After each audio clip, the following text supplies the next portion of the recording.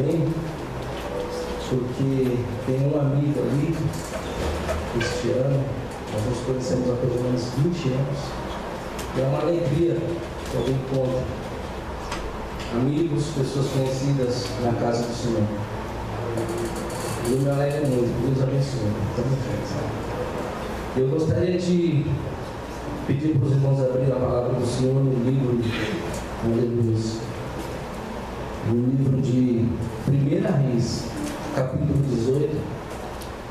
Quando os irmãos vão escolhendo aí, eu quero entoar sim esse hino que eu conheci há uns 14 anos atrás. Fica aqui, cara. É antigo. Talvez alguns não conheçam, mas esse hino, esse louvor, ele é um hino da minha vida. E eu creio que muitos vão se identificar. Aqueles que não conhecem podem ficar em espírito. E nós vamos meditar nesse louvor, amém? 1 Reis, capítulo de número 18. Amém? Aleluia. Louvado seja Deus. Aleluia. Glória a Deus.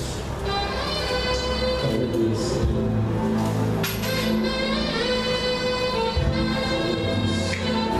irmãos que têm espírito, vamos meditar. Com certeza que essa palavra cantada neste ano falará com todos nós. Em nome de Jesus. Aleluia.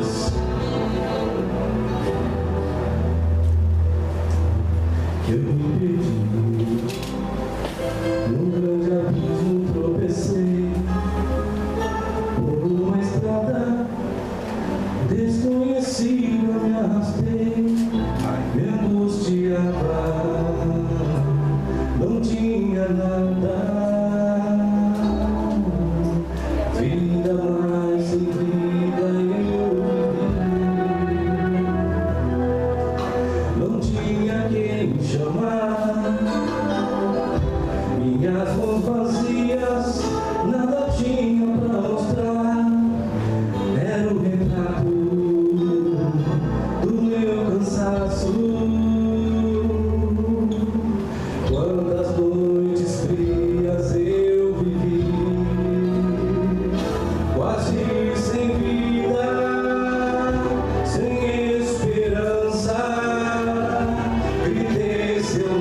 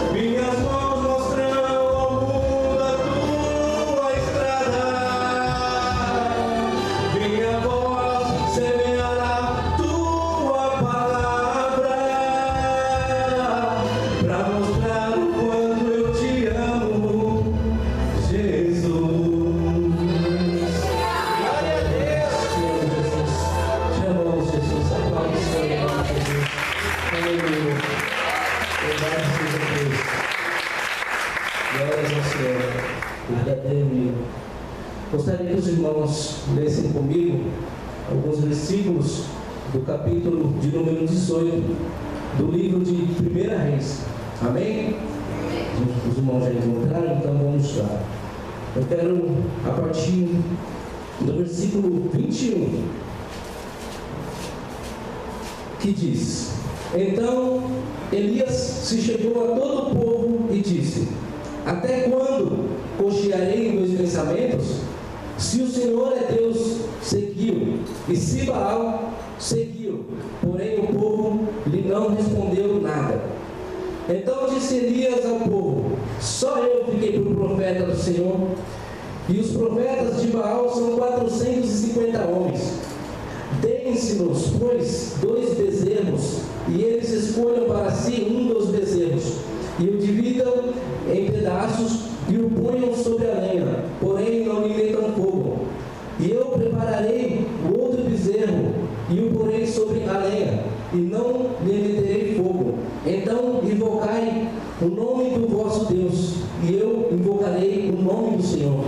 E há de ser que o Deus que responder por fogo, esse será Deus. E todo o povo respondeu e disse: É boa esta palavra. Vamos dar um pulo para o versículo 27. E sucedeu que ao meio-dia Elias zombava deles e dizia: Clamai em altas vozes, porque ele é um Deus. Pode ser que esteja falando, ou que tenha alguma coisa para fazer, ou que intente alguma viagem, porventura dorme e despertará. Versículo 30. Então disse a todo o povo: Chegai-vos a mim. E todo o povo se chegou a ele, e reparou o altar do Senhor que estava quebrado. Versículo 34. E disse: Enchei de água 4 cântaros e derramai-a sobre o holocausto e sobre a lenha. E disse: Fazei-o segunda vez. E o fizeram segunda vez. E disse ainda: Fazei-o terceira vez. E o fizeram terceira vez. Aleluias. Glória a Deus. Versículo 37. Responde-me, Senhor, responde-me, para que este povo conheça tu, Senhor. És Deus e que tu fizeste tornar o seu coração para trás. Então caiu o fogo do Senhor e consumiu o holocausto, a lenha e as pedras e o pó, e ainda lambeu a água que estava no rego. O que veio todo o povo caiu sobre os seus rostos e disse: Só o Senhor é Deus, só o Senhor é Deus. Amém?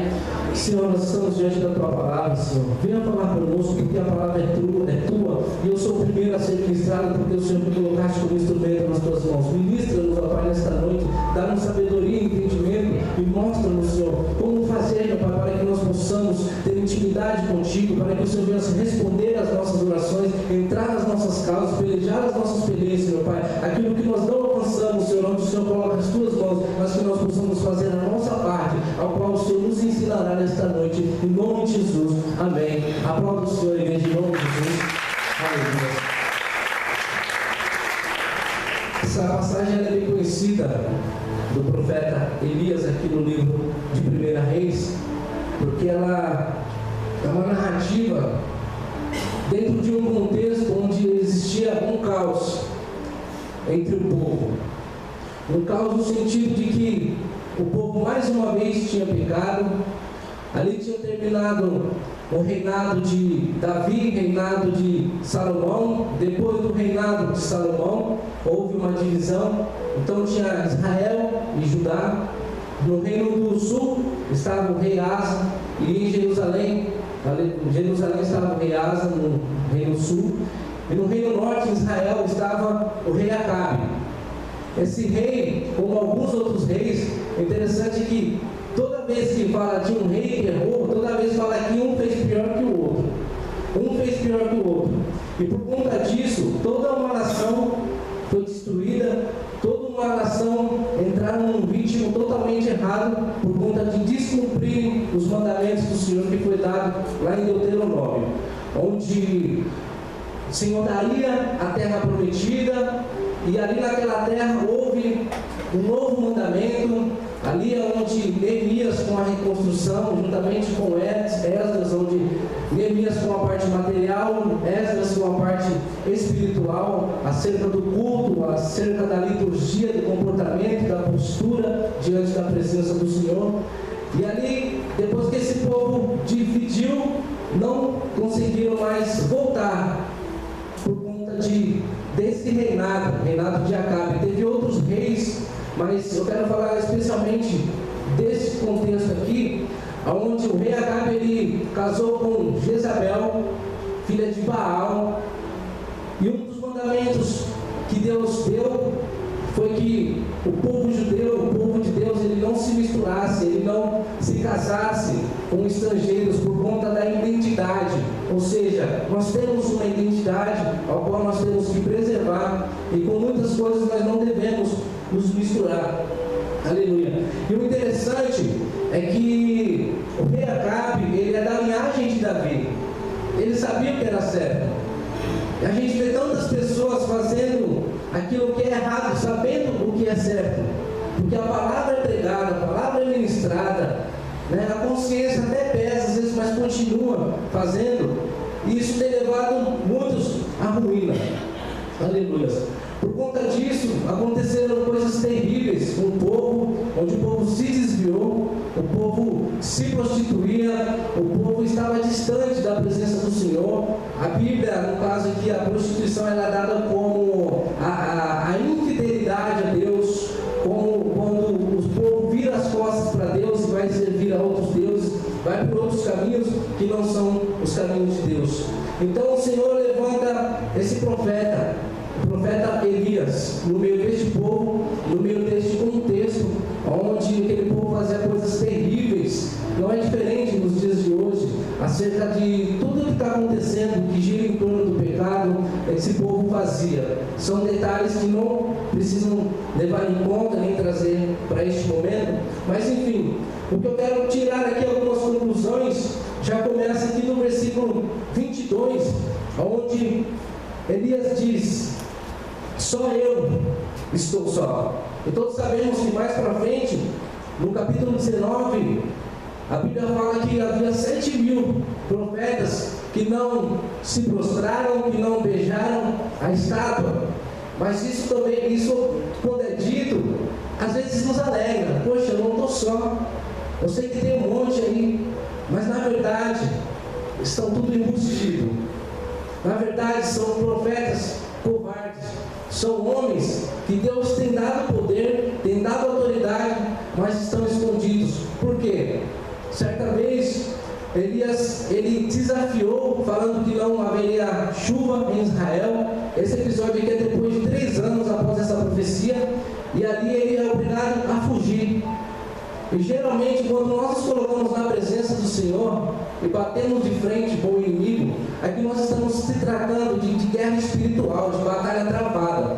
Esses 450 profetas de Baal são aqueles que servem o Satanás, o diabo, falando o que quiser, mas é uma guerra travada.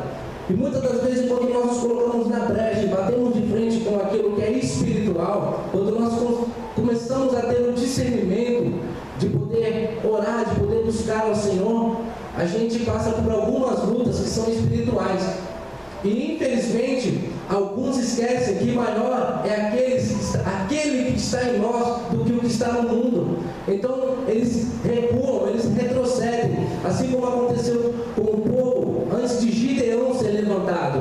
O povo estava sendo saqueado, o povo estava sendo roubado, morto, e o povo começou a se esconder em cavernas, até que eles chegam ao ponto de: poxa, veja o que Deus fez lá atrás, então vamos clamar ao Senhor. Então Deus levanta Gideão. Mas aqui, no caso de Elias, que fez coisas maiores, ele começou a correr, ele começou a se esconder. Mas Deus pegou ele de volta e ele veio para diante da face de Jezabel e do rei Acabe e chama os caras para um confronto. Vamos ver quem é Deus nesse lugar. Aleluia. O interessante é que no versículo 27, Elias, em meio a esse desafio, ele fala aqui, ó: e sucedeu que ao meio-dia ele zombava deles e dizia: clamai em altas vozes, porque ele é um Deus. Pode ser que esteja falando, ou que tenha alguma coisa a fazer, ou que intente alguma viagem, porventura dorme e despertará. Aqui, Elias está zombando daquele povo que estava ali adorando Baal, fazendo aquilo tudo, vivendo o inferno, um verdadeiro inferno na vida deles. Mas, quantas das vezes nós não somos desafiados? Eu entendi que aqui também pode existir uma condição inversa nesse versículo, porque o Deus dele dorme, o Deus dele não pode fazer nada por ele. E o nosso Deus, o guarda de Israel, ele não dorme, não tosqueneja, ele não cochila. Ele dá até aos que o dormem. Enquanto nós dormimos, ele cuida de nós. E quantas das vezes nós estamos indo para a igreja, nós estamos buscando, nós estamos aqui, nós estamos ali, as pessoas perguntam para nós: ué, cadê o teu Deus? E muitas das vezes as pessoas aceitam essas palavras. Aceitam. Às vezes as pessoas preferem ouvir o que vem do mundo do que ouvir aquilo que vem do altar do Senhor, do que aquilo que vem da boca de Deus, e retrocedem e têm medo de prosseguir. Aleluias. Mas Elias não. Elias, ele foi ousado, e ele disse aqui no versículo 30, então Elias disse a todo o povo: chegai-vos a mim. E todo o povo se chegou a ele, e reparou o altar do Senhor, que estava quebrado. Essa questão do altar é algo que chama muito a nossa atenção. Podemos colocar aqui como um centro, porque nós somos o altar do Senhor, nós somos morada do Altíssimo. E muitas das vezes nós estamos com o nosso altar desconcertado, e nós não temos força para batalhar contra o inimigo. Por que eu estou dizendo isso? Uma experiência rápida aqui. Em uma certa fase do meu processo de libertação ali, vai e volta, casa de recuperação, uma vez eu estava no meu quartinho lá, era até um barraco de madeira. Eu estava lá orando, tinha acabado de sair da chácara, orando, e ali dentro de uma batalha travada. E era justamente o mesmo ambiente onde eu usava droga, onde existia aquele problema espiritual todo, e eu não conseguia orar. Eu não consegui concluir a minha oração, porque a oração eficaz é aquela oração que você se prostra diante da presença do Senhor, você chora.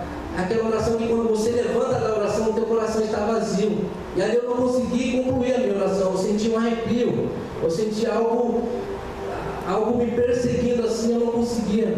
Ou seja, eu não estava com o meu altar em dia. Eu tinha brechas, eu tinha algumas coisas que precisavam ser restauradas. Muitas coisas precisam ser restauradas, e todos os dias nós passamos por esse processo, para que Deus venha e responda a nossa oração. Muitas áreas das nossas vidas, muitas brechas precisam ser consertadas. E todo mundo, sempre que a gente ouve ministrações sobre Elias, quando fala do altar, fala disso. E não tem jeito, se não tiver o altar consertado, se não tiver na presença do Senhor, às vezes é difícil a gente ministrar uma palavra como essa, porque muitas pessoas nos têm como juiz.